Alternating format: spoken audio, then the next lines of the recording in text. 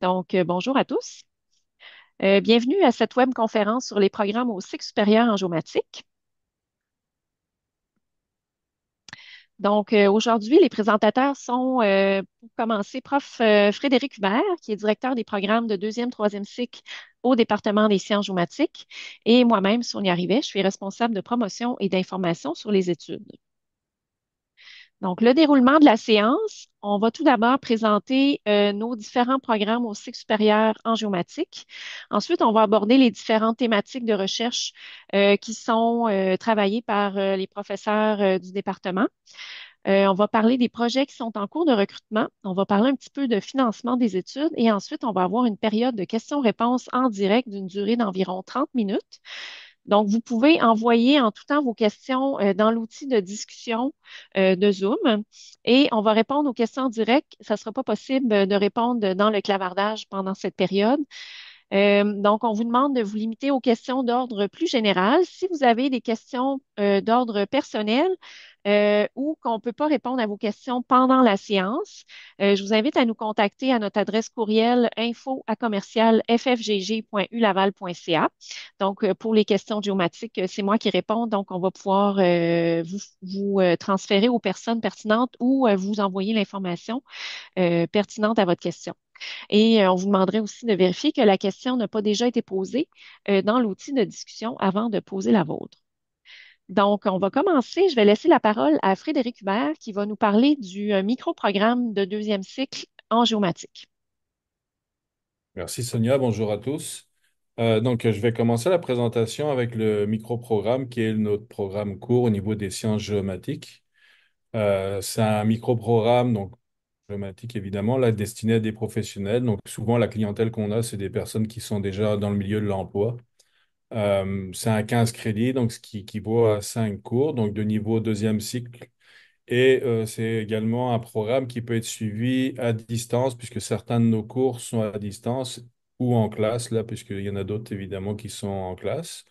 Donc ça permet principalement d'acquérir des notions nécessaires de géomatique nécessaires à une activité professionnelle.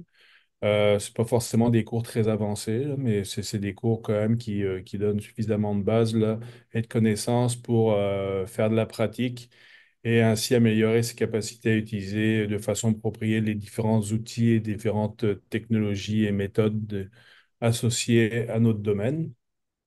Ça permet aussi de mettre les connaissances des candidats ou étudiants là, à niveau en vue d'une éventuelle entrée à la maîtrise en sciences géomatiques. C'est plus la maîtrise au niveau professionnel, mais ça peut arriver également que ce soit la maîtrise recherche là, qui soit un peu un élément de passerelle. On l'utilise vraiment c'est une des possibilités d'utilisation là, pour des candidats là, pour pouvoir voir leur niveau géomatique ou leur donner des bases pour pouvoir après intégrer la maîtrise professionnelle. Donc, pour être admis au microprogramme, donc la personne candidate doit détenir un baccalauréat en sciences ou en sciences appliquées ou en génie ou un diplôme équivalent. La moyenne de cheminement ou de diplomation qu'on veut, c'est 2,67 ou une équivalence suivant les, euh, les universités qui ont diplômé ou les écoles qui ont diplômé, suivant les pays également. Les exigences linguistiques, donc une personne qui est non francophone, évidemment, vu que c'est des cours en français principalement, va avoir beaucoup de difficultés. Donc, il faut faire preuve qu'on a les connaissances minimales de la langue française lorsqu'on n'est pas francophone. Et c'est vraiment une condition très importante parce que certains cours peuvent être, on peut s'entendre avec des professeurs, mais souvent, la majorité du temps, là, c'est très difficile. Donc, il faut que ça soit en français. OK, donc là, on va passer au programme de maîtrise. Donc, on a deux programmes, comme je l'ai un peu mentionné précédemment. On a un premier programme qui est la maîtrise professionnelle en sciences géomatiques, où on la nomme plus officiellement la maîtrise en sciences géomatiques, géomatique appliquée. Donc, c'est une maîtrise qui vise à mettre en œuvre une solution géomatique adaptée à un domaine d'application. Donc, vous développerez des connaissances méthodologiques et pratiques en sciences géomatiques et vous utiliserez des technologies modernes pour acquérir et gérer de l'information géospatiale. Vous posséderez à la fin également des habilités requises pour intervenir soit individuellement, soit en équipe et conduire efficacement des projets, un projet ou des projets là, suivant le domaine de spécialisation qu'on a. Donc, il est assez courant de voir que des étudiants ont des formations qui ne sont pas du tout dans le domaine de la géomatique au niveau du baccalauréat et qui viennent se spécialiser avec la géomatique, puis en fait font un mix des deux et peuvent intervenir ainsi dans leur domaine de spécialité d'origine là, et en intégrant la géomatique à ce moment-là. Donc, c'est un 45 crédits qui donne un grade de maîtrise en sciences. Euh, la finalité du programme est un projet pratique d'intervention en géomatique qui permet de mettre en application en gros les différentes notions qui ont été acquises lors de la formation. Il y a plusieurs cours qui peuvent être suivis à distance, mais ce n'est pas un programme qui est totalement à distance, puisque certains cours doivent être nécessairement pris en présentiel. Puis ça nécessite dès la première session d'inscription l'identification d'une conseillère ou d'un conseiller qui va en gros être le superviseur pendant toute la durée des études et principalement lors du projet d'intervention. Donc, pour être admissible dans ce programme de maîtrise, le candidat ou la candidate doit avoir un baccalauréat en sciences. Donc, ça peut être de la géographie, biologie, foresterie, mathématiques, informatique, urbanisme, etc., ou un diplôme équivalent. La personne candidate doit avoir une moyenne de cheminement de 3 pour pouvoir être admise à ce programme ou à l'équivalent suivant les universités, écoles et pays d'origine dont la notation est différente. Des scolarités préparatoires peuvent être mises ou attribuées, on va dire, là, au candidat, à la candidate, si on détecte lors de l'admission que l'étudiant ou l'étudiante n'a pas de connaissances suffisantes en géomatique, en informatique ou en mathématiques. Donc, ça peut aller jusqu'à 4 cours. C'est le maximum qu'on peut mettre.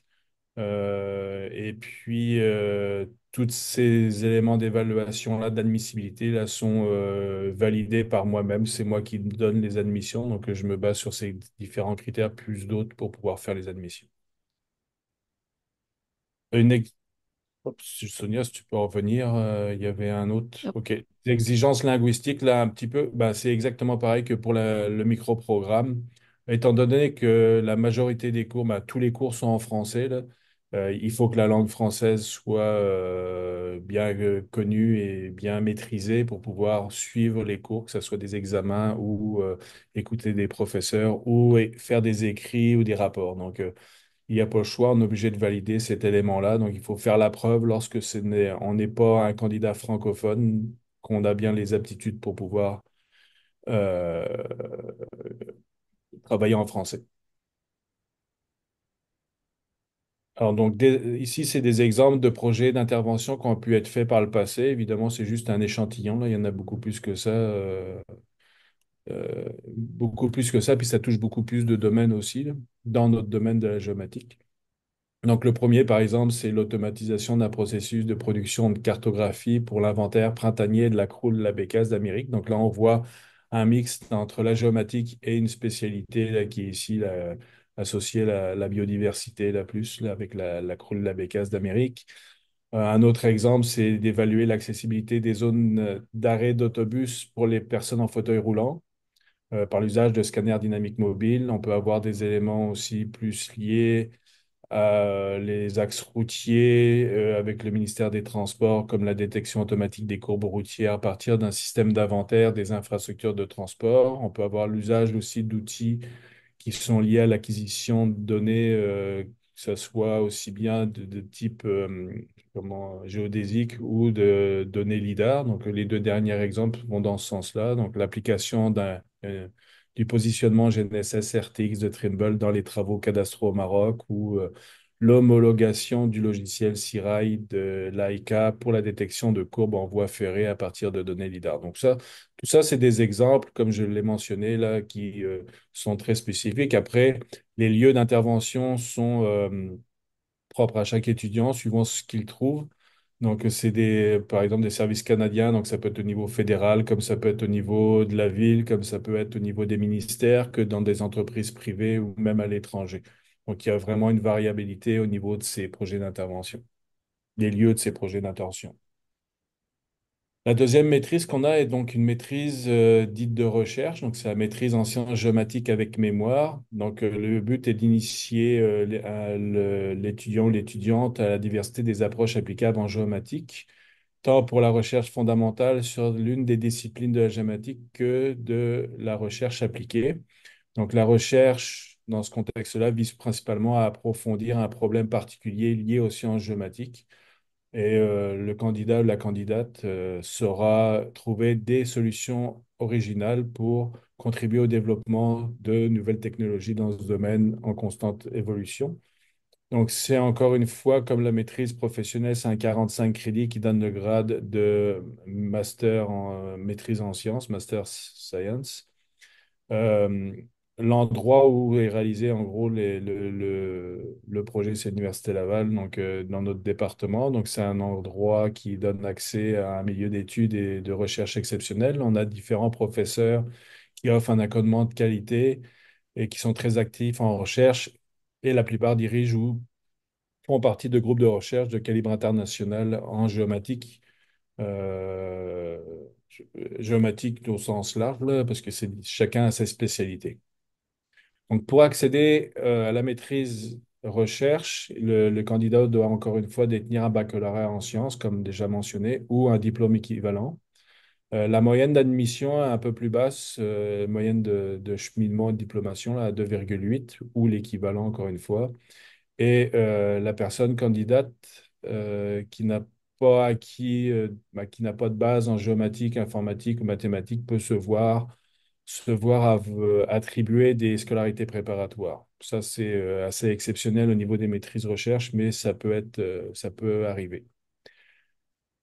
Toujours pour ce qui est de l'admission, une des principales contraintes pour pouvoir être admis, c'est qu'il faut se trouver un directeur ou une directrice de recherche. Donc, c'est le candidat ou la candidate qui doit le trouver. Et puis, en contactant évidemment les différents professeurs du département en fonction de ces thématiques d'intérêt en lien avec la recherche. Tant que ce professeur n'est pas identifié, il ne peut pas y avoir d'admission au programme de maîtrise en sciences géomatiques avec mémoire.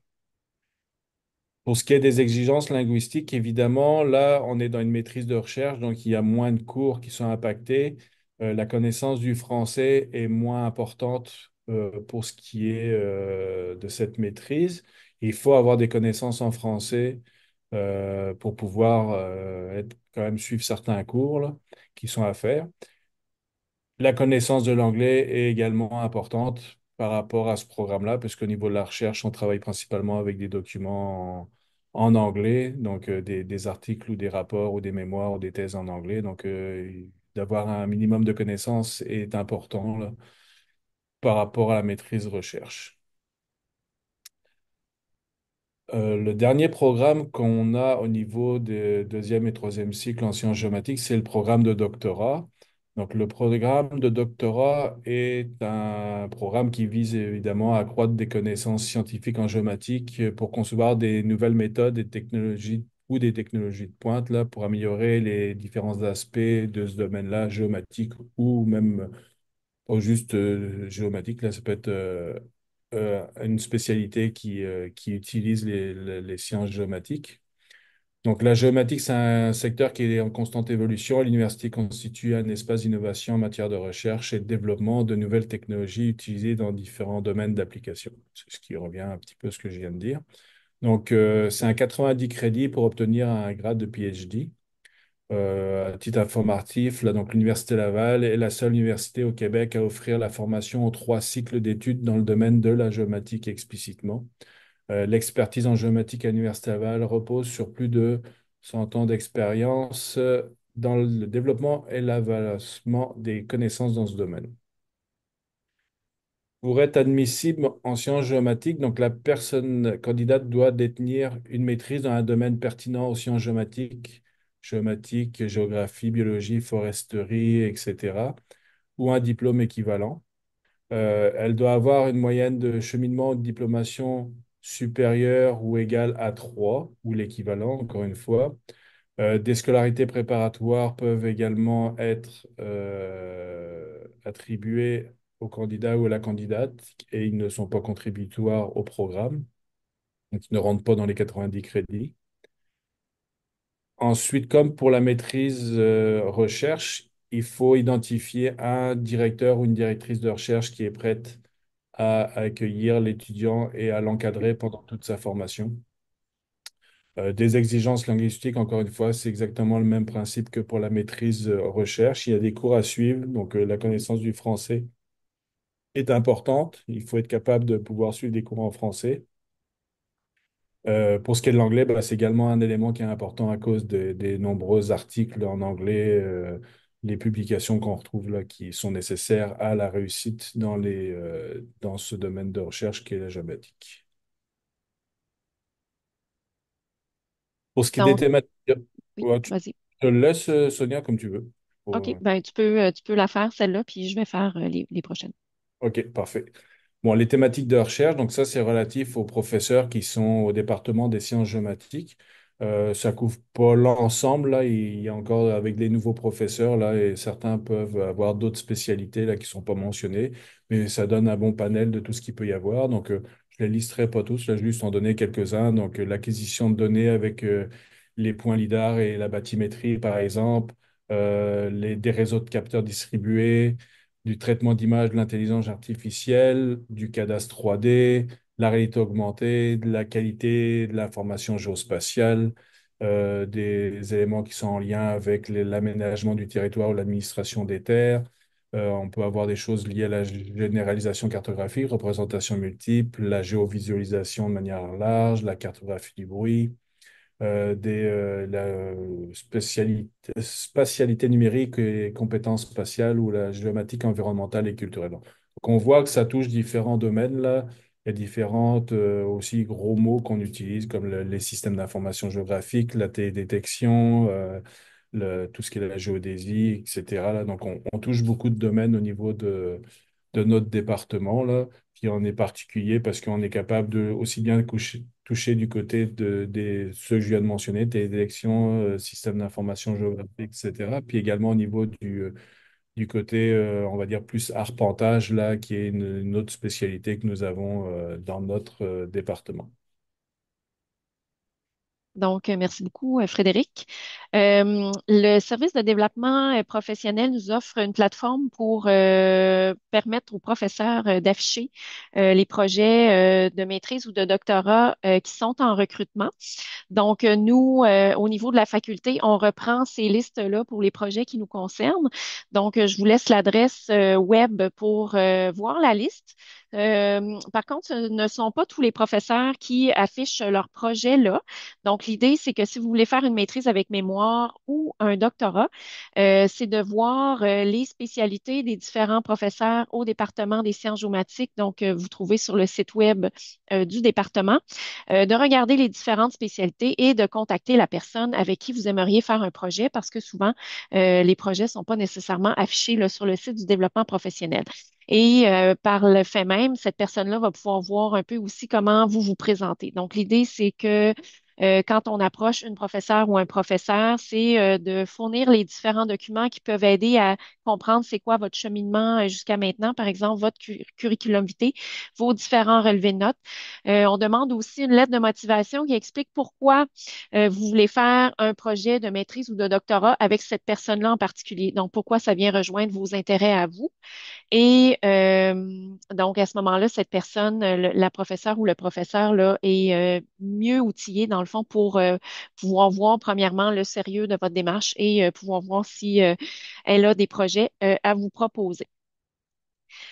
Pour ce qui est du financement des études, l'Université Laval, via le Bureau des bourses et de l'aide financière, donc bbaf.ulaval.ca, offre différents types de bourses. Il y a premièrement des bourses d'admission, entre autres les bourses de leadership et d'engagement, les bourses citoyennes et citoyens du monde qui sont offertes aux candidats et candidates de l'international.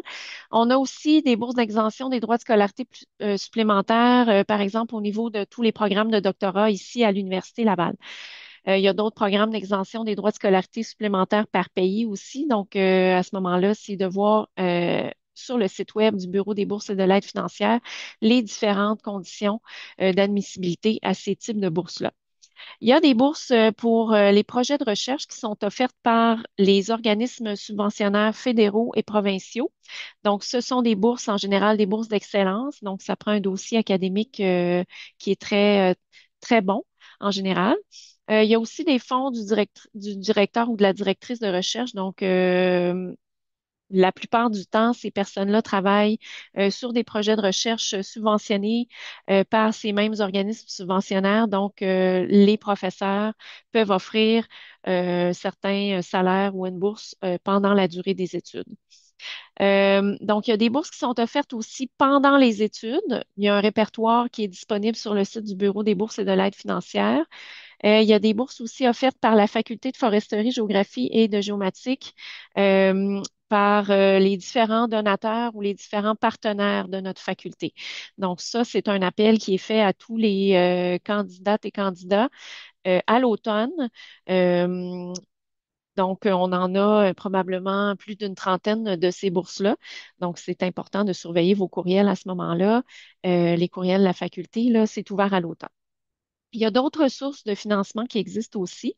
Par exemple, si vous êtes francophone, vous pouvez devenir auxiliaire d'enseignement, donc c'est-à-dire aider les professeurs dans les différents cours, soit au niveau des laboratoires ou au niveau de la correction des différentes évaluations. Vous pouvez aussi devenir auxiliaire de recherche. Donc, à ce moment-là, c'est de voir les besoins des différents professeurs du département. C'est pas nécessairement en lien avec votre projet de recherche. Ça peut être de travailler sur un autre projet de recherche à temps partiel avec un autre professeur. Il y a aussi des emplois à l'externe qui sont possibles sur entente avec votre directrice ou votre directeur de recherche.